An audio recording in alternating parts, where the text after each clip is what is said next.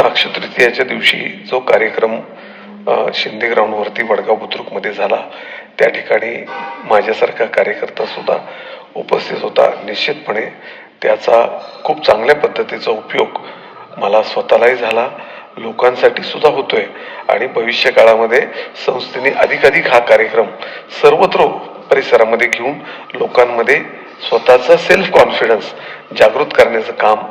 खरं तर माता निर्मला देवींनी हे समाजाला प्रबोधन करण्याचं खूप मोठं पवित्र काम आणि लोकांचं आयुष्य कसं दीर्घायुष्य होईल ह्याच्यासाठी त्यांनी सातत्याने त्यांच्या पूर्ण जीवन कार्यकाळामध्ये प्रयत्न केलेला आहे. माताजी निर्मला देवी प्रतिष्ठानच्या वतीनं हा कार्यक्रम विनामूल्य घेतला जातो, परंतु माझं वैयक्तिक मत असं आहे की लोकांना थोडीशी त्याची जाणीव झाली पाहिजे.